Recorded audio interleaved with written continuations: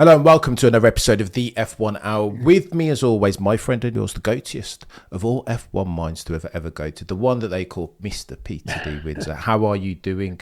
I'm very well, Cameron. Beautiful here in Spain at the moment. Just perfect weather, crisp, clear mornings, 21 during the day, t-shirt weather, and then crisp, clear evenings. So loving it. Way to make us all very jealous, Peter, about your climatic I thought I'd circumstance. started off that way. There's a couple of F1 threads at which we need to pull. Lando Norris, brand new champion. What do you think is the biggest story then to come out of the Abu Dhabi Grand Prix weekend? Well, bring back driver of the year, I would say. Sterling Moss. Yeah, you had it absolutely right. So Lando won the Drivers' Championship on points, but who won the most races? Max Verstappen. Who had the most poles? Max Verstappen. So, and I say Sterling Moss because you got to remember he was always saying, I think the point system and all that ridiculous point system, driving for points, is not what a racing driver is all about. It's about winning races. And the year 58, in which Mike Hawthorn won the championship, he did so by 1 point. And in the penultimate round, Sterling had gone to Mike Hawthorn's defense when he'd in theory been disqualified to say that was unjust. He should have got this result. And he got the points back, as a result of which Sterling then lost the championship. But he didn't mind at all. So if you think about that in the context of maybe how some people feel today about Lando being world champion, just keep it all into perspective. It's only a points thing. And yeah, we loved the powers that be love to make a massive thing about world champion, and it's all there in lights, massively over the top, I think. And at the end of the day, as I say, who won the most races in 2025? Max Verstappen, in what was quite clearly an inferior car. So yeah, I feel pretty good about the year. He's not too bad, that Max Verstappen fella. But before we come on to Max, Peter, I want to talk to you about Lando because it feels only fair and right. Lando Norris, I for one, Peter, if I'm going to hold up my hand and bring myself to the pulpit of truth, I for one doubted Lando, not necessarily his ability to be quick at the most important times, but to execute in the most important times. I didn't think, I mean, he only had one job, right, to get it on the podium at the end of Abu Dhabi. But I doubted that Lando Norris had that clutch gene in him. And I mean, his journey over the course of the season, he's said that he doubted himself, his ability to deliver, whether he could be a World Drivers' Champion. Are we looking at a good news story, a positive one that translates into the mainstream zeitgeist then, Peter? Is this does a rising Lando Norris tide float all F1 boats? Well, it kind of depends on the point at which you're starting your evaluation of Lando Norris. If you've never really rated him and you always thought that he was going to buckle under pressure, I suppose you'll be now thinking, well, at least he got his P3 in Abu Dhabi and he won the championship and he was under pressure and he did that. But if you've been a Lando watcher for a long time, and I'm lucky to count myself in that category, you know that he's super quick and not Max quick, not Charles quick, but still super quick. And you know that, and you know that he's got a beautifully soft fluid touch, and you know that he's a bit scatterbrained and does a few odd things from time to time and kind of forgets who he is and where he's going. And that's all part of his character. And that's the driver he's been all year. And nothing more, nothing less. And anybody that expected anything more, expected a Max to emerge out of Lando, of course was going to be disappointed because that was never going to happen. And anybody expected him to completely collapse under the pressure of trying to win a championship by finishing third was going to be disappointed because he is good enough to go out and do that sort of thing. Of course he is. He's a racing driver at the end of the day. And, he loves rallying and he loves driving Rally 1 cars between pine forests. And so he's a serious guy and he's a good golfer. He's got great timing, great rhythm, as I've always said. So for me, it was just like, yeah, of course, it was a no-brainer he was going to do that in a McLaren. The only thing that was going to maybe take it away would be some sort of reliability issue. And McLaren managed to get through that okay. I'm more of a team thing than anything else there. No, he did a very good job. And yeah, I thought he was, as I said in my video, I think he did a great job with Yuki Tsunoda, actually. I mean, in the crass sort of attempts by Yuki to hold him up, I think Lando was just I mean, two things. One, just the commitment of doing what he did and knowing that he could get away with it, DRS open. And two, doing it with the DRS open, which made it very clear to the stewards that he was taking avoiding action of this guy who was weaving all over the place and obviously brake tested him. Well, not brake tested him, he came out of the throttle early. And that was, that he just sent all those messages in a millisecond of decision. And I think he did absolutely right. I mean, Lando is never really going to be passing people on the outside. Everybody knows that. He's not that sort of racing driver, is he? But he's totally committed to the inside when he wants to be. Go on then, Mr. Windsor. Let's double click on that, because this has been the source of much consternation, particularly if you're a Max Verstappen fan. Surely, if you overtake outside of the white lines, if you infringe track limits and gain a durable competitive advantage, where is the 5-second penalty, Peter? Well, he wasn't overtaking off track. He was avoiding another guy who was doing two things. He was coming out of the throttle unexpectedly early, in other words, brake testing. He took 10 kilometers out of that Red Bull just by coming off the throttle much earlier than he had on previous laps, because Lando was right behind him. So immediately Lando had to dart left, and then he weaved under braking. So, it was 2 counts. So he's lucky not to get a double penalty, in my view. I mean, to me, as I say, I use the word crass because if you're going to try and hold somebody up in that situation, never try and do it under braking. We all know the rules under braking. We all know how irascible stewards can be if they want to be. So that was the most ridiculous thing I've ever seen, to be honest. I mean, if he wanted to hold up Lando, he should have done it by sort of really nice use of the throttle through turns 2, 3, 4, just slowing him down there a bit and annoying him. And then on the last sector, he should have been doing it there, just getting on with the power a little bit later, making Lando have to come out of the power a little bit. That's all you can do these days. We all know that. I mean, the problem is, in Yuki's defense, I suppose you got to say that these days, with the whole impeding laws that we have, rules that we have, and the GPS and all the rest of it, these guys have no knowledge or practice in actually how to hold people up, which used to be an art. And now you just, that the only way to do it is the way I described. If you try and do it under braking, I mean, what was he thinking? And I'm slightly curious, well, very curious actually, to know what sort of briefing he got before the race, because it was the usual old thing on the radio about Yuki, Lando's coming up, do what you can, remember what we talked, whatever it was. And he immediately gets back on the radio saying, yeah, I know what to do, leave me alone, sort of thing. Exactly as Isaac Hadjar did in Singapore. Leave me alone, I know what to do. And of course, he didn't know what to do because Lando just blasted straight past him in Singapore. And quite clearly, Yuki didn't know what to do because he completely messed it up. And I'm not talking about the fact that he got a penalty. I mean that he didn't hold up Lando. That was the point. And, he could have got, 30 seconds. Didn't matter, did it, where he was? It was irrelevant. Yeah. But that was never going to hold up Lando.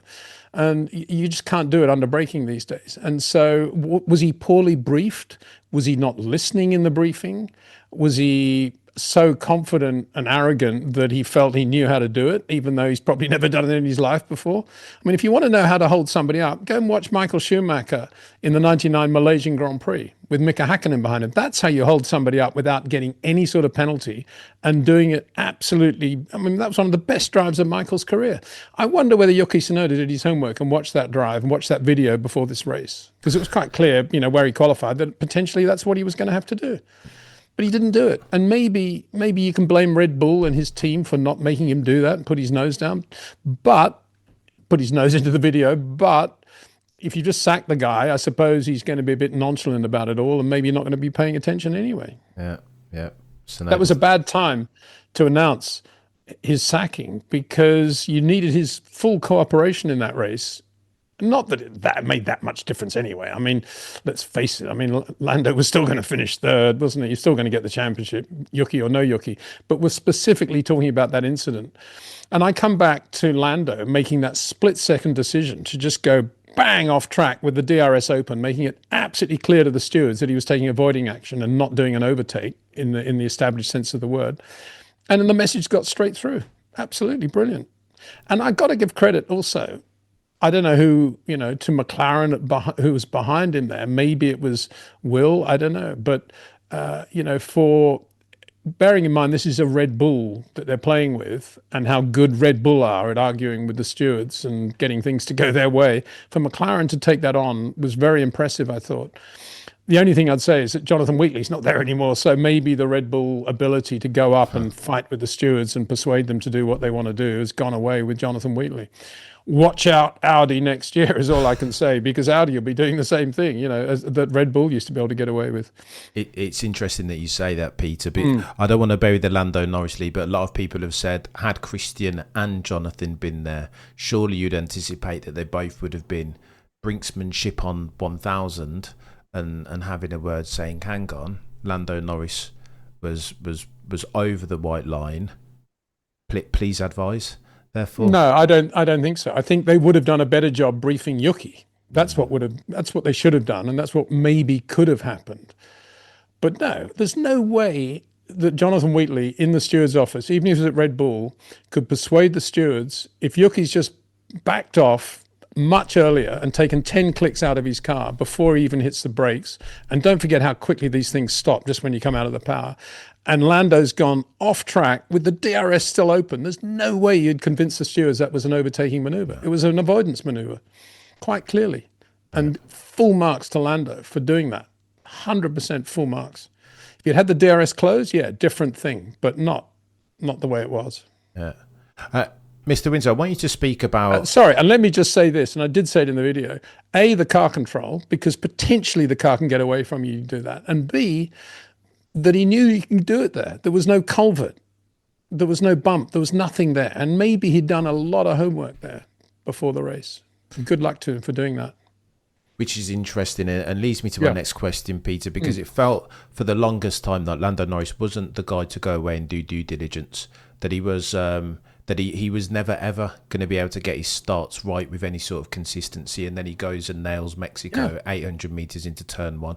That people said that he lacked for the clutch gene in the critical moments, that like all of the great drivers, he couldn't extract the best out of him at the critical times. And then he makes the amendment to take the delta information off of the steering wheel so that he's just in flow state in the heat of battle, and particularly in qualifying. Talk to me about Lando Norris's improvement as far as his ability to wade in the very murky waters of pressure, particularly towards the dying embers of a driver's championship, Peter.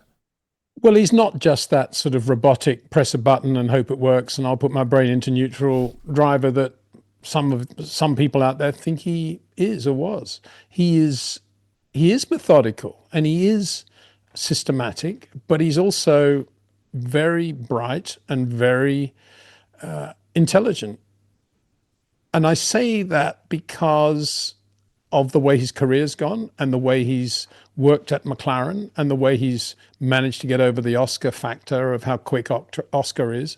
And I say it also, and don't laugh at this, I say this also because if you've got enough self-belief to take a Rally 1 car between the pine forests and throw it around and look and listen at the way they run those cars, that is going to have some effect in the way you think about your own driving and your own processing of what you're doing. And I believe that's just, I'm not saying it's because of doing the rallying stuff. I'm saying it's because he's able to understand how important that is. He then translates that into doing a good job as a racing driver in a Formula One car.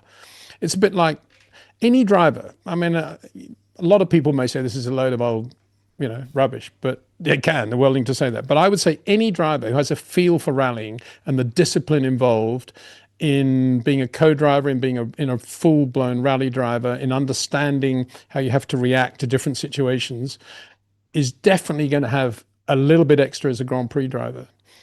Carlos Reutemann, reminding himself about Walter Roll's Argonal stage in Portugal just before the Dutch Grand Prix and putting the word Argonal on the steering wheel of the Williams, to me, says everything you need to say about the importance of really understanding the details of driving well.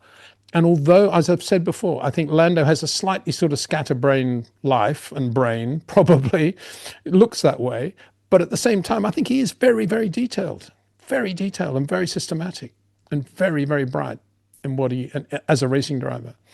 Of course, he has a lot of, as I keep saying, he has a lot of lesser sides. He's never going to be as quick as Max Verstappen. He's never going to be a short corner driver.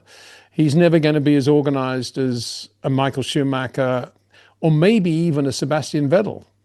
But he is what he is, and he's very good. Underestimate him at your peril. Maybe this is where I am, Mr. Windsor, because I was the one talking about Lando saying, me specifically, again, I'm bringing myself to the pulpit of truth. I was the one saying that Lando Norris doesn't sound like a champion. He doesn't look and feel like one. Talking about my priority is to be a good person, and second priority, therefore, is winning a championship. That's different for me, Peter, because Michael would never have talked like that, nor would Ayrton, nor would Lewis, nor would Max. So like I say all that. Yeah, I mean, we did talk about this, didn't we? And this was this Vogue. Was it Vogue or something? Yeah, some interview he did. But again, you know, as I said, I think I said at the time, be very careful of those quotes, because quite often they're taken out of context.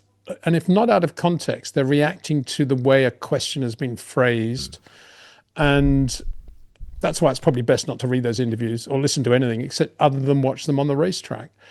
I mean, there have been world champions that can't string two words together. It doesn't affect the way they drive. And there have been world champions who are incredibly articulate. It doesn't have any bearing on the way they drive either. So you've got to judge Lando on what he does from a Friday morning to the end of a Sunday night on any given Grand Prix weekend. And as I keep saying, yes, he has plenty of faults. And no, he's not Max, and he's not Charles Leclerc even. And he may not even be George Russell. But, I mean, he's certainly not Lewis prior to Lewis in 21. But he is very good. And you give him a good race car like an MCL 39 McLaren, and you let him have 3 or 4 years to sort of brew and come to the boil at McLaren, with somebody like Zach Brown telling him how wonderful he is all the time and how he's going to win a world championship, as distinct from other team principals who perhaps wouldn't be quite as supportive of a driver. And there's no surprise at all that a guy like Lando Norris is going to win a world championship.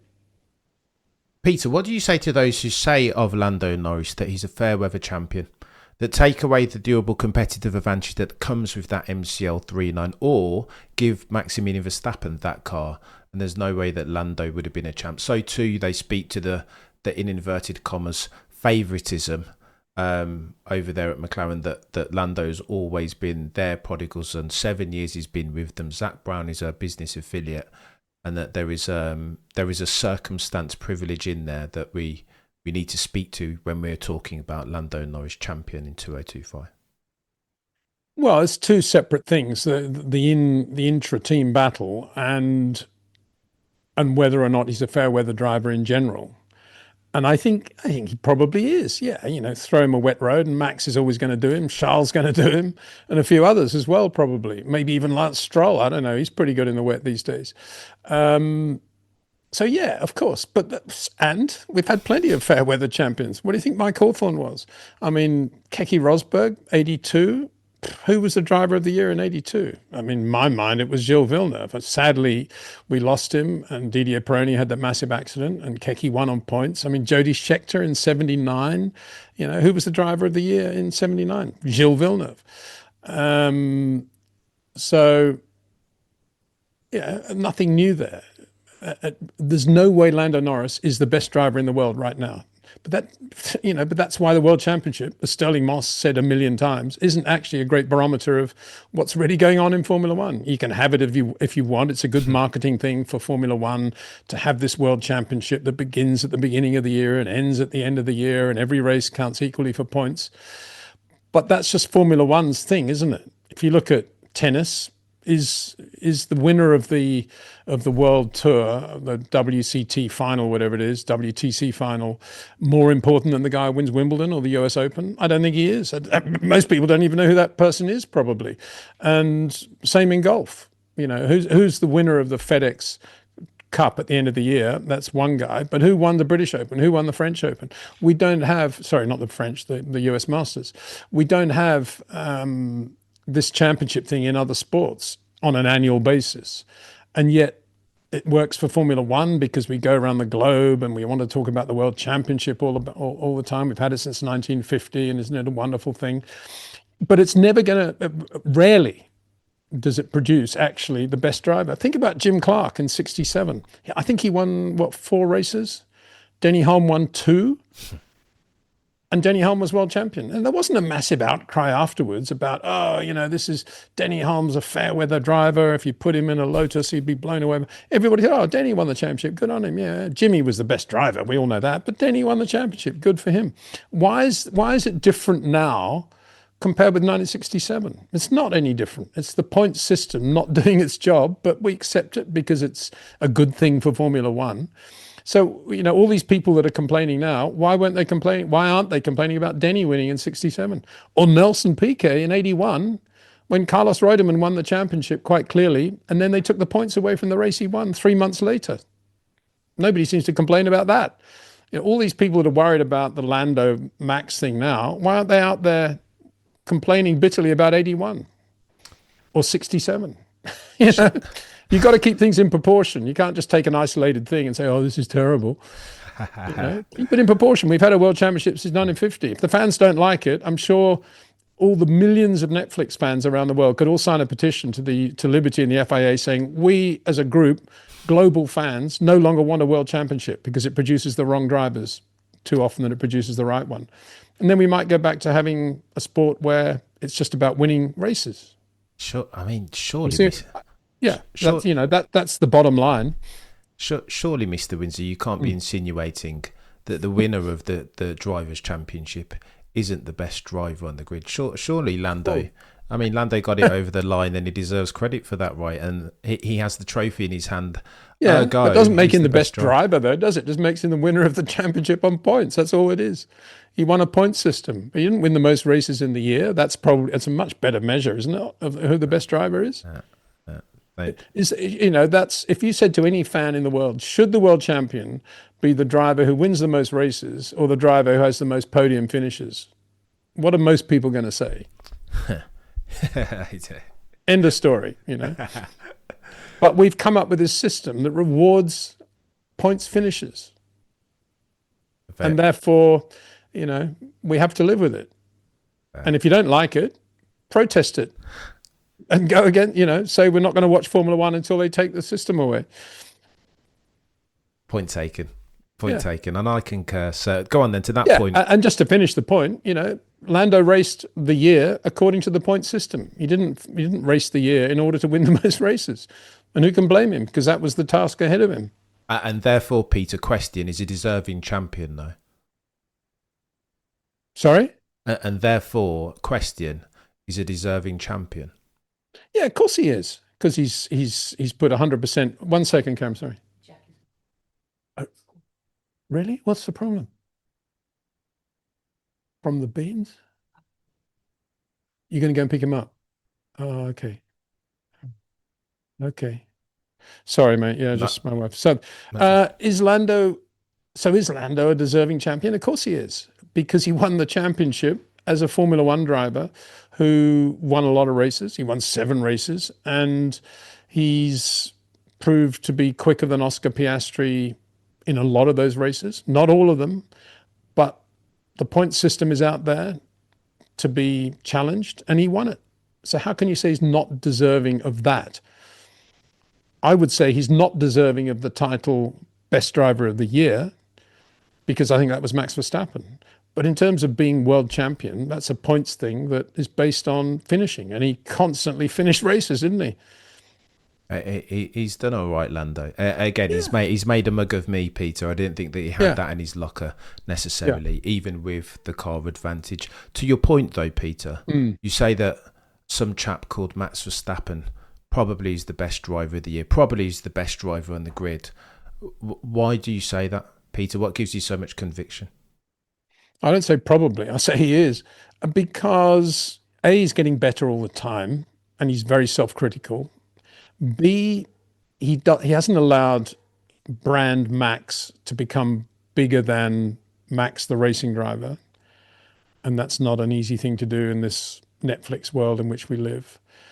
And C, he's better at driving a racing car in the dry, the semi-wet and the wet, than anybody on the planet Earth, in my opinion. I think he has absolutely the epitome of the art at his fingertips in terms of his coordination, his harmony of inputs relative to the dynamic weights that he's managing, and his racecraft and his understanding of how to manage a car over a race distance, to be able to see the checkered flag or the last lap of the race on the first lap of the race and know what's required, or within a stint anyway, let's say that.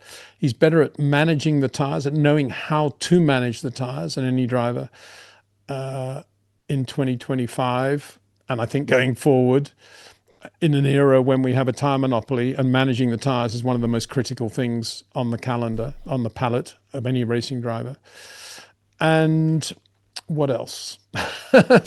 He's super fit, you could say that. I think he's got a very uncluttered brain that allows him to think about racing in the same way that he thought about it when he was karting. And I think he's so able to manage the car and manipulate the car so naturally that he naturally has more brain capacity to think about other things than any other driver on the grid as well. So I can't see an area where he's not the best. Maybe he's never going to be a Michael Schumacher or a Jackie Stewart in the sense that he could leave Red Bull tomorrow and with a clean sheet of paper set up a completely new Formula One team at Ferrari or some other place and take all the best people and make that team happen in the way Michael did. But then again, how important is that these days? That's much less of a feasible thing because of all the long-term contracts that everybody has. So it's not the same as when Michael did that in, 97, 98. And 96. So, yeah, I don't see any area where Max isn't the best in the world right now. He's not too bad, this Verstappen fellow, and he hasn't been too bad all season. Like I'm as a Max fan and or stan, Peter, I was really disappointed at Barcelona. So we spoke about this, right? But I suppose it's important, never more apropos to address it again. I remember saying at the end of Barcelona, I hope to the racing gods that Max, if he loses the championship, that he loses it by more than 9 points. And then true to form, he ends up losing it by 2 points. Max was asked in the post-race presser about Barcelona, but the question was something like this. Now that you've lost the championship by 2 points, do you look back on the incident in Barcelona between himself and George Russell any differently? To which Max Verstappen said, there were a gazillion things that happened throughout the year. We did really well to turn around the car, and my team are worthy of praise. Why would you ask such a question? And now you, journo of The Guardian, have this stupid grin on your face. And Max didn't lose it. He was quite mature in his response, but you could tell to your review video, Peter, that he wasn't too pleased about Barcelona, nor the journalist's characterisation of it. To that, Peter, you respond how?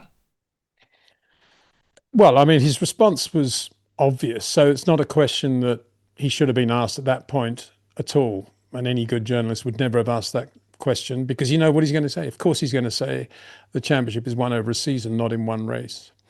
However, I've always made the point, re the Spanish Grand Prix, that what happened after the restart is completely irrelevant, because Max was either going to sink like a stone or he was going to do what he did. That's not what lost him the championship. I think it was the pit wall that lost him the championship in Spain. And I say that because all the other incidents that you could pinpoint were kind of before the race had really happened and decisions had been made, or the car wasn't right, or this or that. I mean, Austria, what was he doing in the midfield, on the on the grid? You're going to have a turn 3 accident in Austria if that's where you qualify 9 times out of 10, and so it goes on.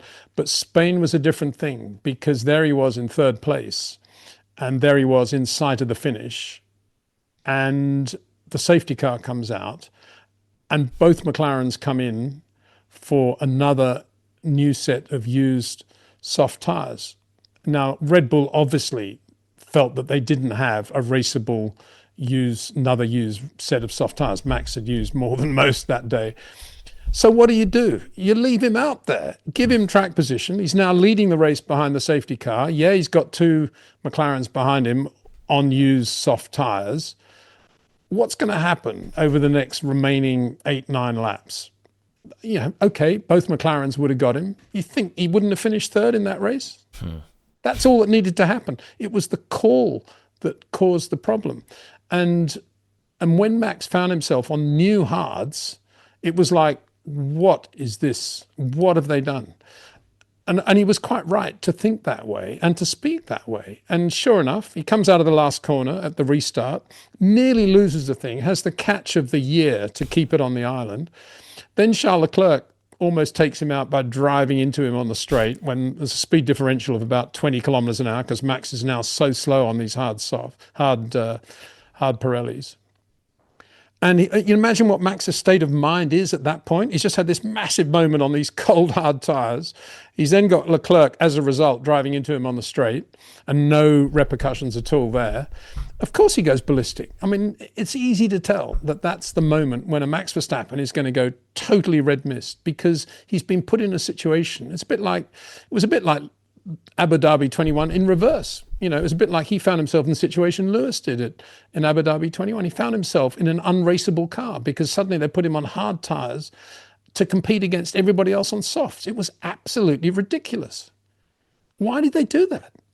And it's not as if they were leading the race like Oscar in Qatar and they had to make a call not knowing what anybody else is going to do. They knew both McLarens are coming in. It was a Christmas present to Max to stay out in front, get track position, stay on those softs. He could bring them through to the finish. If anybody can, it's Max Verstappen. That's the problem that was made in Spain. And anybody that then blames the incident with George, I mean, that was irrelevant. By then, all the damage was done. That was just to forget it. That was totally predictable that a racer like Max was going to have an issue like that. So, switch off on that. The key issue was why they brought him in and put him on those new hards. That was the damage. And that's what lost him the championship in reality. Okay, a lot of other things. If they had a better car in the first half of the year, yes, Austria, if he'd qualified on the front row, he wouldn't have had the shunt with Kimi, or Kimi wouldn't have T-boned him more likely. Lots of things. But for me, that was the easiest one, and that was the one that slipped through the fingers because Max had driven unbelievably well that day in an inferior car to be running in P3, and they just blew it. Red Bull blew it, not Max. Peter, it's it's disappointing. I agree with you. I think that whole situation was caused directly by Red Bull's strategic faux pas. But the Max Verstappen naysayers will say, as good as Max Verstappen is and was all season long, the turn one overtake on Oscar into Imola stands out, jumps off the page. The Suzuka qualifying. Yep. Because Max is so brilliant, yes, it's a shame that George Russell incident and Red Bull's strategic decision making. Well, I don't think you should include the George Russell incident. As I say, that was the minute they brought him in, there was going to be a George Russell incident. One leads to another with a driver like Max. You can't have poles of the type he got at Suzuka. You can't have passes into the chicane at Imola that Max does without a driver like Max going completely ballistic if you put him on hard tyres when everybody else is on softs. That's going to happen. If you want a driver who isn't going to go ballistic and who isn't going to drive into George Russell, then, get your Lando Norris probably. But there's Max is a racing driver and he can deal with most things.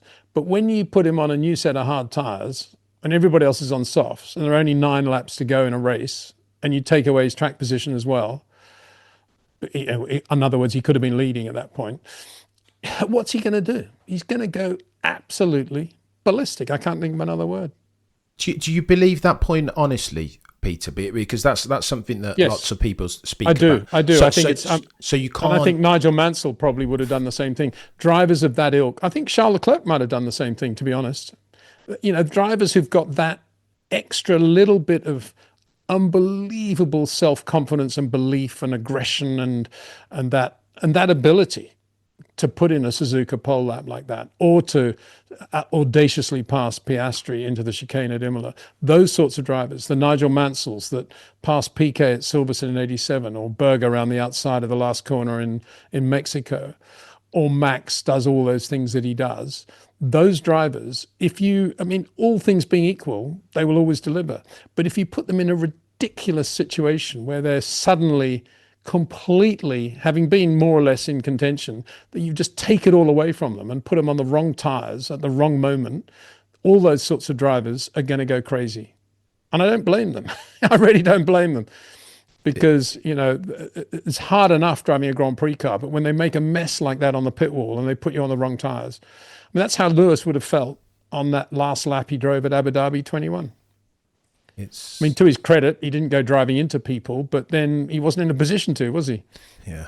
Well, and some say maybe he should have. Well, maybe he should have, but I don't think he would have. That's not Lewis, is it? He's always been very clean in traffic, Lewis, and not quite the audacious driver that Max is in terms of passes. Yes, he's pulled off some brilliant passes, Lewis, but he's not quite as audacious as Max. So then, Peter, to that point, is Lewis then the exception that proves the rule that 9 times out of 10, if you have yourself a proper fire-breathing dragon of an F1 peddler, that you almost can't normalise for that head loss that it comes with, comes with a Suzuka pole lap, that you can't. They're not separate entities, that they exist in the same being. Yeah, I think he is. But then if you accept that, you then have to look at some other downsides that Lewis has that Max doesn't. You can't imagine Max at any stage of his career going to a team like Ferrari, not prepared to blow away Charles Leclerc. Max would never allow that to happen, whereas Lewis has. Lewis has allowed his brand and, the importance of being Lewis to overtake the real feel he has for driving a racing car. And that, I don't think Max would ever do that. It would have happened by now if he was. Mr. Windsor, I don't want to bury the lead on Max and Red Bull, because there's been a lot. We'll get onto Lewis because we must. Yeah.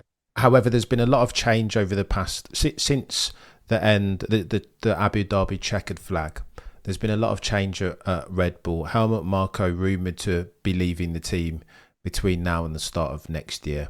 He's 81, 82, but there are conversations around party politics and that Austria want to rubber stamp all of the decisions that a Helmut Marko role is making. So too, it sounds like Gianpiero Lambiase might be on the move, potentially no longer Max Verstappen's race engineer next year. Is this then, Peter, are we witnessing in real time the end of the Christian Horner Red Bull and potentially Max Verstappen as a Red Bull racing driver? Well,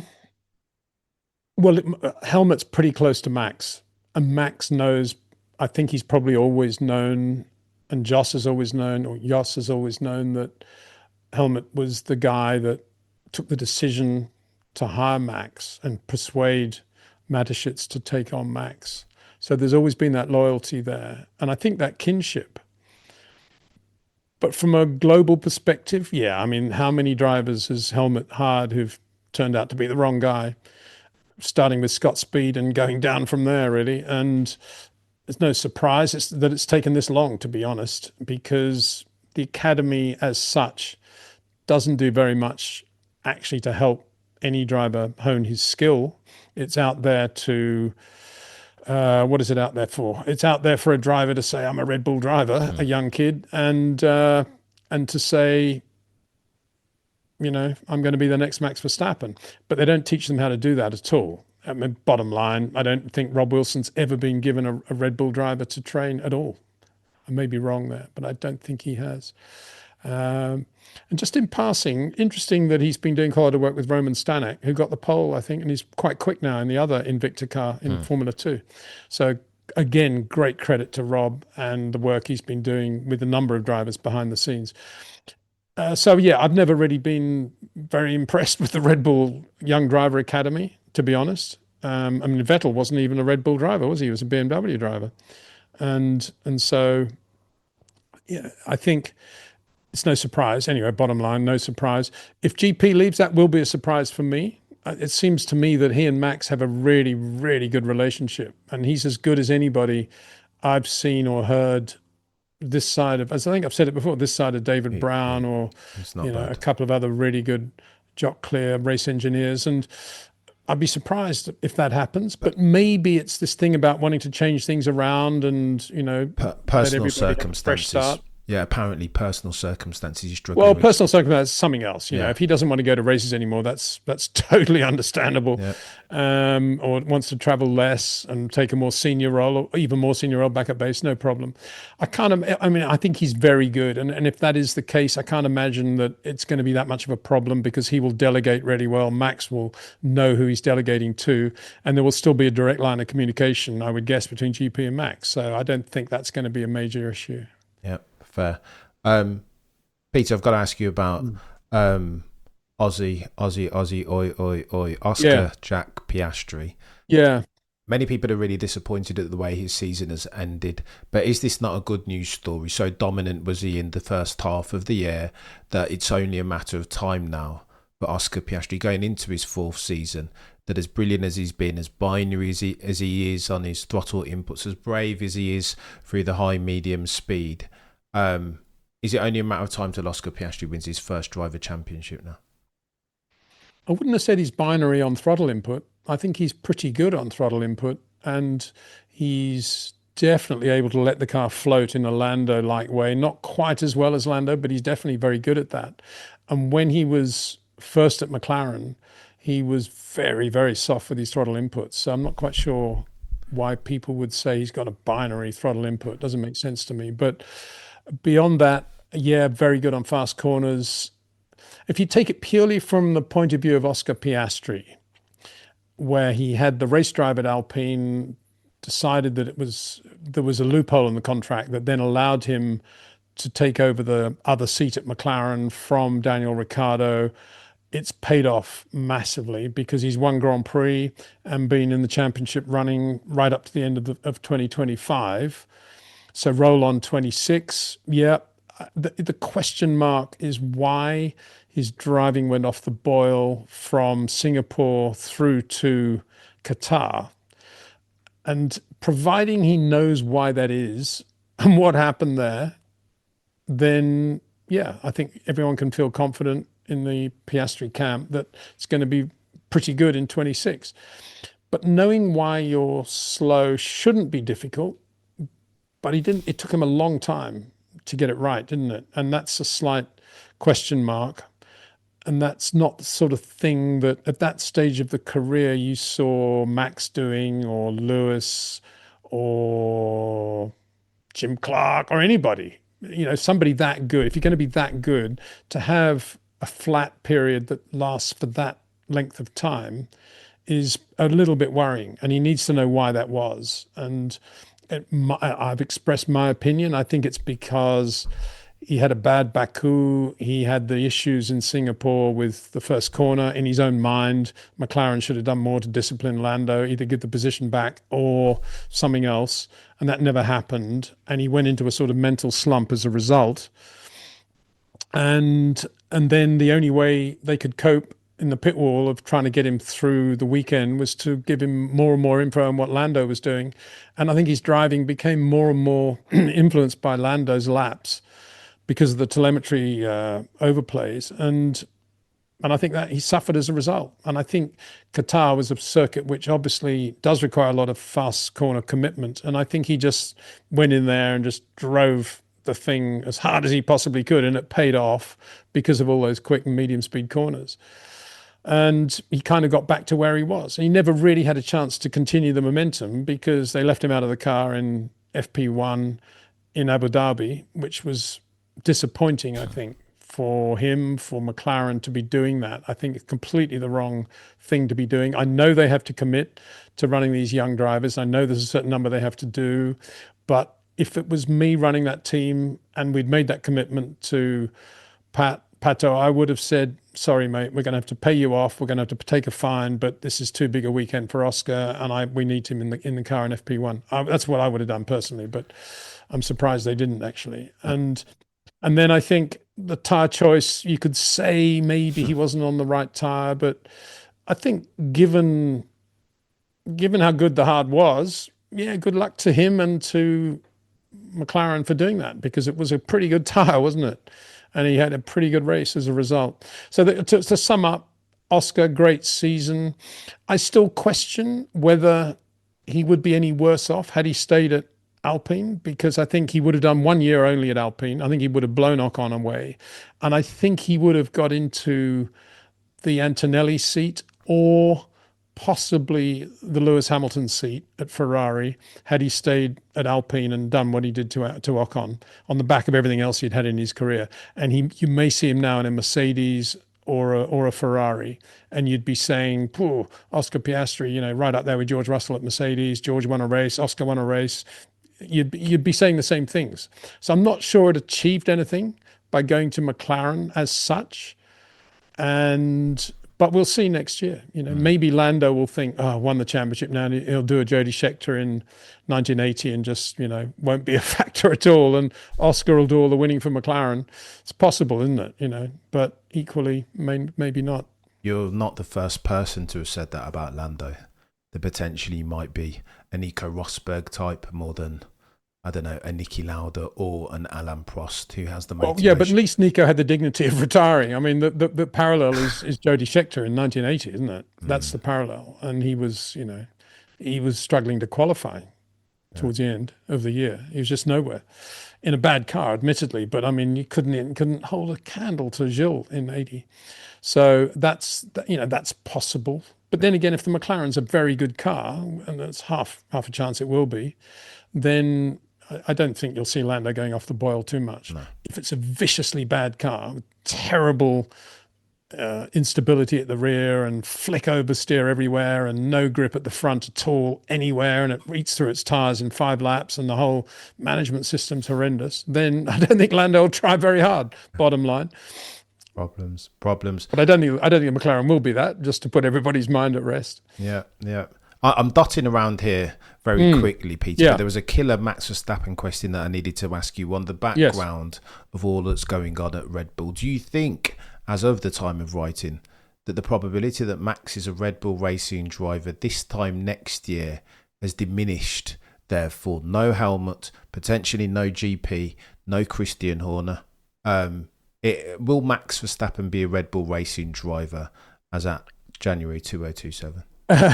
Well, if he's not, I don't think it'll be because of any of those personnel changes. It'll only be because the Red Bull Ford has been a very difficult, slow racing car, and he can't wait to get out of the team and into something quicker. That's the only deciding factor.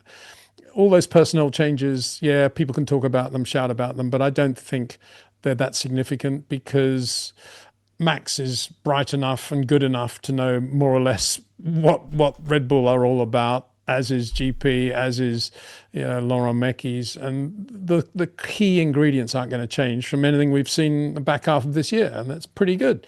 Paul Moynihan, those guys are really good guys. And as I say, if the car's not quick, as I've said all along, if you want to know what Max is going to be doing in 27, wait and see what the Red Bull's like in 26. And he's going to wait and see, because he has no idea. Nobody has any idea what it'll be like in 26 yet. It's a very good point. Mr. Windsor, super generous of your time as always. I ask you this one finally on Ferrari and Sir Lewis. Charles Leclerc, some say, was masterful, dragging a car not capable, kicking and screaming through that Grand Prix. He outperformed it massively. Irascible was the SF25, to use your phraseology. Yes. And Charles kept it on the island, almost miraculous in terms of his touch and feel and the safety net that he was operating in. In stark contrast, Peter, it feels like Lewis's driving the race was an 8, 9 out of 10 perfect. But the fact that Lewis, for the third race back to back, doesn't get out of Q1, is that proof positive that Lewis might want to have a conversation with himself between this season and next, and reappraise for whether it's a good idea to still be an F1 racing driver? Well, I think he should have been having that conversation with himself after about race 5, not now. I think now he will go into the winter like all race drivers and think, oh, I just had a good race in Abu Dhabi where I was on the grid. Wow, mega, scored some points. What I need now is a complete break. I need to just not think about Formula One at all. I need to go to my favorite place on the world, planet Earth. I can fly there tomorrow in my own aircraft, and I'll sit there and just completely detox and get everything out of my system, and I'll come back fresh and ready to go and hungry. In my opinion, that won't achieve anything at all. As you know, I'm a believer in hard graft, and there's nothing happens by magic. Certainly not detoxing the brain, and that he needs to be hitting 1,000 bunker shots a day in order to find out exactly where Charles has been doing him. But I don't think he'll do that. I think he'll do exactly what I just said. I think he'll say, "Oh, I've got a break now. I'm so pleased we got a break. I've got to get away from it. You know, oh, the sunshine, oh, this or that. You know, animals, whatever it'll be," and he'll come back and he'll basically be the same. But what could change is if the Ferrari is a very good car, it'll be much easier for Lewis then to be very quick and to do what Lewis does, and everyone will be saying, "Oh, wow, Lewis is back." But if the Ferrari is as difficult to drive next year as it is now, I don't think there'll be any change at all over the winter. But I don't see Lewis stopping, because I think he would have said he would by now, if he was going to do that, if he was going to. I mean, it's still surprising, is it not? Particularly as we've been talking about how he needs to go back to the old Buckmore Park Rye House helmet colour designs in order just to sort of reinvent Lewis Hamilton racing driver, that he's still, even though he's not getting out of Q1, he's still arriving in the paddock, you know, as if it's a fashion show and all that stuff. I've never criticised Lewis for the way he is out of the car. I'm just surprised that he's doing that. I would have thought he'd want to be, you know, just very low key and just get in there and drive the race car and be Buckmore Park Lewis Hamilton.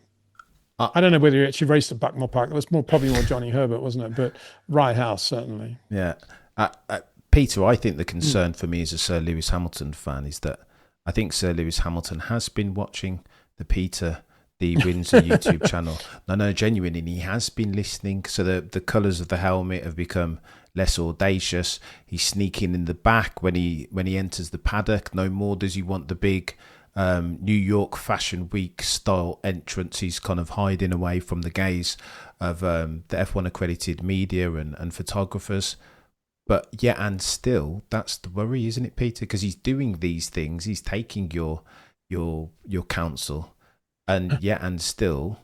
I doubt that he's doing that, Cameron. I mean, if it's just pure coincidence, if he is, I'm sure. I can't imagine he listens or watches the thing. I mean, but the only reason I said all that stuff is that somebody sent me a WhatsApp of a picture of Lewis driving. I guess it was the paddock in Abu Dhabi, and he was just like, it looked like a Paris fashion show, and he had some ridiculous watch he was wearing. Right? Did we not? Did you see that one? No, I didn't see that. He was wearing a watch worth over €1 million.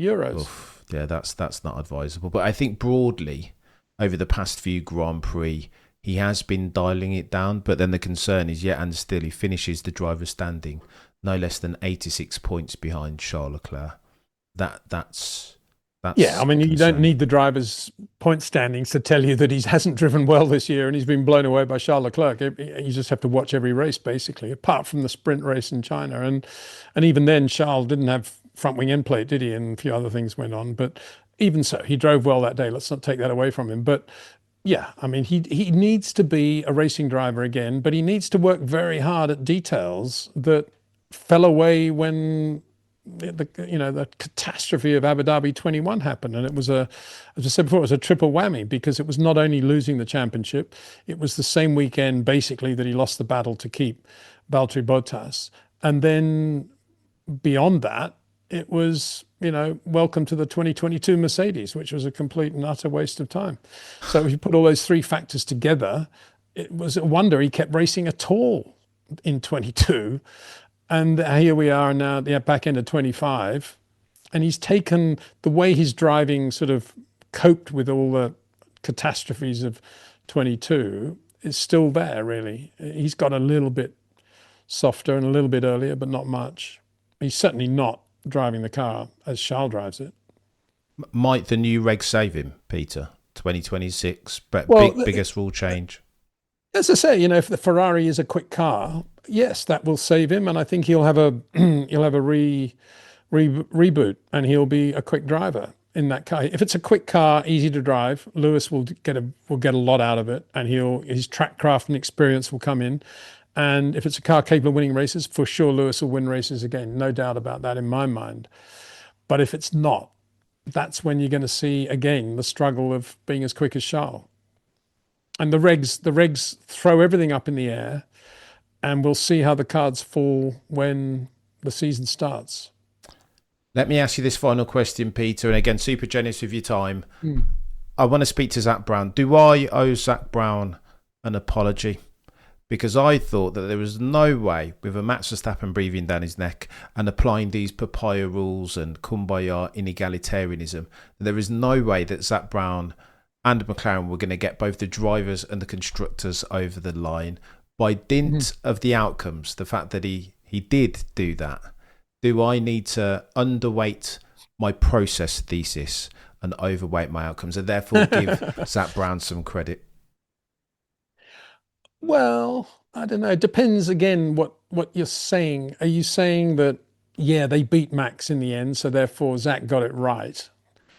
Or are you saying, even though Red Bull had a really bad car for a lot of the year, McLaren made it incredibly difficult to win the championship?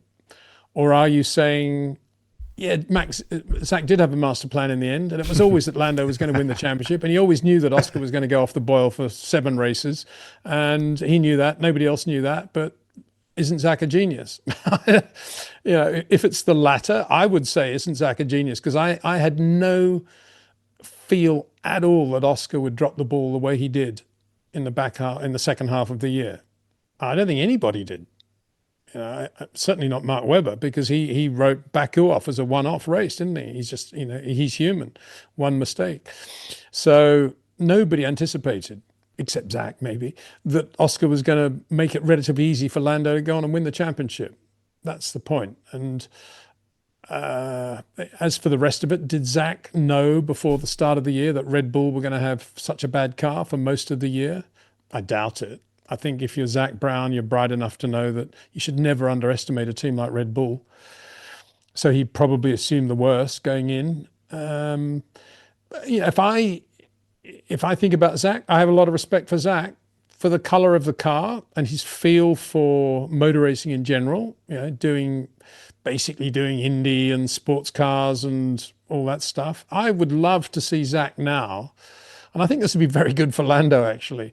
I'd love to see Zak now, instead of people saying, oh, you're going to relax your team orders, you're going to have fighting between the two drivers next year or not, you're going to have team orders, Zak. Instead of asking banal questions like that, to which we all know the answer, which is no change, wouldn't it be cool to say to Zak, now that Lando's won the Drivers' Championship, are you going to let him do things like a few Rally 2 events? Are you going to let him do a few golf pro-ams? Are you going to let him maybe have a bit of IndyCar if he wants to? Are you going to give him a free hand to do other forms of motorsport, which we know is close to your heart as well? Is he going to do Le Mans? Wouldn't it be great? British Touring Car Championship. Wouldn't it be great if Lando did that as a world champion, did things differently from the sort of template of how to be a world champion in 2026? Oh. He actually went out and did things differently and did a lot of other events. I would love to see Lando in a touring car, a British touring car. I'd love to see Lando in a Rally 2 car alongside Heikki Kovalainen. I'd love to see Lando do Le Mans. And yeah, he's world champion. The pressure's off now. Let him go and do that stuff. I think Lando would probably want to do it too. He loves all that extracurricular stuff. And Zak's the only team owner in the business who's, I think, is able to think in those wide terms and has a peripheral vision that allows him to do that. And yeah, it's my request, at the end of this year, let's see Lando doing a lot more in 2026 out of Formula One, because the pressure's off. And let's all enjoy him as a world champion that way. And it's a small point, but I think it's worth making that before Formula One became really big business, winning the world championship actually carried with it quite a lot of responsibility, because suddenly you became the most important person in Formula One, and you therefore overnight became an ambassador for the sport. And people listened to what you had to say in a way they never did before you were world champion. And that entailed a lot of extra charity work, a lot of extra travel, and a lot of dignified behavior representing the sport on the planet. I'm not sure today that it carries the same weight of responsibility. I've won the championship, fireworks, crazy, 1 million parties and 1 million emails. We celebrate the world champion 27 times. But wouldn't it be nice if Lando now, and I think he has this in him, thought, I'm going to break the mold here. I'm actually going to go and do a lot more than I could ever do if I wasn't world champion. I'm going to go to India and I'm going to start looking at all the young kartists there for a couple of days and give them lots of encouragement. I'm going to go to South Africa and I'm going to go to China and I'm going to go to all these countries that are not yet really embracing Formula One. And I'm going to show them that it can be done. I can do it. They can do it. And I'm going to bring to life a lot of the things that were difficult for me when I started out and try and make it easier for other young drivers. And I'm going to start this and do that. Wouldn't it be great if he did that? And I think more than most, Lando has that in him to do, providing he's got people around him that encourage that and give him the freedom to do that. And obviously that starts with Zach. And I hope he does. I think Zando. That's not a bad thing, is it? The combination of the two. I think Lando is capable of doing that, and he has it in him. He's got a good heart. And he's a good man. Blimey, Peter, I think you've just put words very succinctly and articulately as ever to the good news story that is Lando Norris Driver Championship 2025, that he's always said, contrary to Lando Norris naysayers like myself, that he's going to be a champion.